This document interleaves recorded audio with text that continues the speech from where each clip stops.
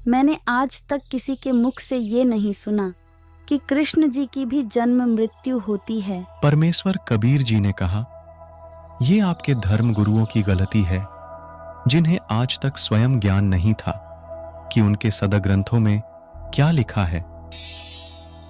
जिस रास्ते से मीराबाई कृष्ण जी के मंदिर जाती थी, उसी रास्ते में एक छोटा सा बगीचा था जिसमें कबीर साहिब सत्संग कर रहे थे। मीराबाई ने देखा, यहां पर परमात्मा की चर्चा चल रही है।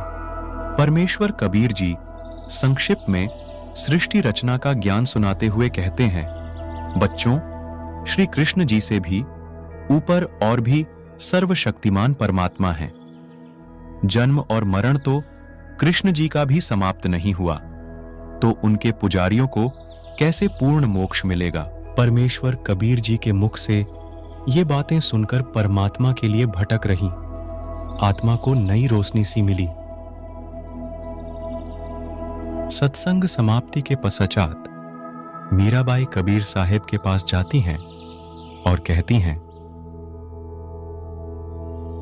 महात्मा जी, आप आज्ञा दे तो मैं शंका समाधान चाहती हूँ। मैंने आज तक किसी धर्म गुरु के मुख से ये नहीं सुना कि श्री कृष्ण जी से भी ऊपर और कोई समर्थ शक्तिमान परमात्मा है। मीराबाई दौराहे पर खड़ी हो गई थीं। उन्हें समझ नहीं आ रहा था कि किनकी बातों पर विश्वास किया जाए। महात्मा जी, मैं मानती हूँ कि साधु संत झूठ नहीं बोलते। मुझे पूर्ण मोक्ष की चाह है। कृपया करके मेरी शंका का समाधान करें। कबीर जी ने कहा, श्रीमद् देवी भागवत पुराण के 3 स्कंद में विष्णु जी स्वयं स्वीकार करते हैं, मैं विष्णु, ब्रह्मा तथा शिव नासवान हैं। हमारा आविर्भाव यानी जन्म तिरोभाव यानी मृत्यु होती रहती है। हम अविनाशी नहीं हैं।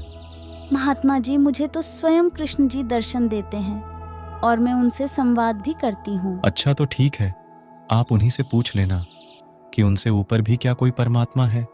वो झूठ नहीं बोलेंगे।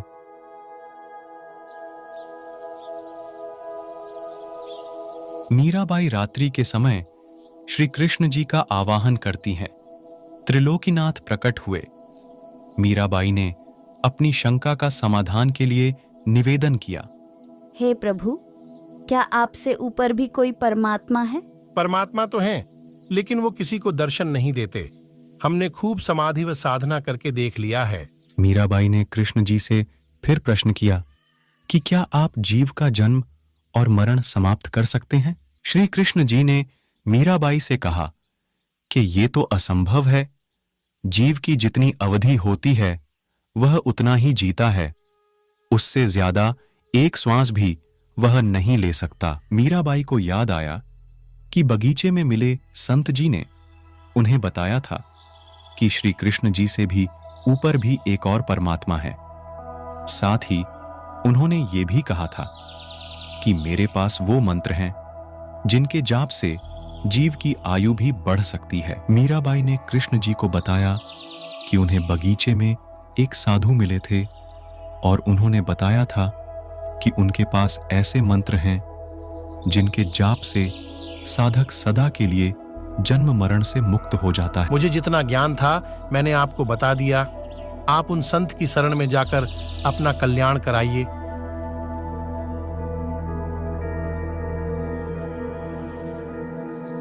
अगले दिन मीरा मंदिर नहीं जाकर सीधे संत जी के पास गई और श्री कृष्ण जी के साथ हुई सारी वार्ता कबीर जी को बताई और कबीर जी से दीक्षा लेने की इच्छा व्यक्त की।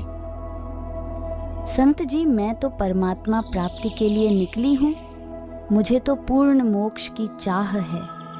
कृपया करके नाम दीक्षा देकर इस दासी का कल्याण करें। वो देखो, सामने बैठे रविदास जी नाम दीक्षा देने के अधिकारी हैं। उन्हीं से विनम्रता से विनती करें और वो ही आपको दीक्षा देंगे। मीरा जी तुरंत रविदास जी के पास जाकर बोली। मीराबाई जी ने कहा, संत जी, दीक्षा देकर कल्याण करें। कृपया करके नाम उपदेश दे और मेरा कल्याण करें। संत रविदास जी ने कहा, मैं चमार जाति से हूँ और आप ठाकुरों की बेटी हो। आपके समाज के लोग आपको बुरा भला कहेंगे। आप एक बार पुनः विचार करें। कल को जब कुतिया बनूंगी तब ये समाज क्या करेगा? मीरा के सच्चे भक्ति भाव को देखकर रविदास जी उन्हें प्रथम नाम उपदेश दे देते हैं। अब मीराबाई दोनों समय, दिन और रात सत्संगों में जाने लगी। रात्रि के समय मीराबाई काफी देर तक सत्संग सुनती, क्योंकि सत्संग दिन की बजाय रात्रि में ज्यादा हुआ करता था। आजा बंदे शरण राम की, फिर पाछे पछतावेगा भाई। आजा बंदे शरण राम की, फिर पाछे पछतावेगा। मीरा को देर रात्रि तक घर से बाहर सत्संगों में जाता देख राणा क्रोधित हुआ। एक तो इस मीरा ने वैसे ही हमारी नाक कटवा रखी है, और अब देर रात को भी घर से बाहर पता नहीं कहां कहां जाती रहती है। आने दो इसको। मीरा का देवर मीरा के भक्ति मार्ग में रुकावट था।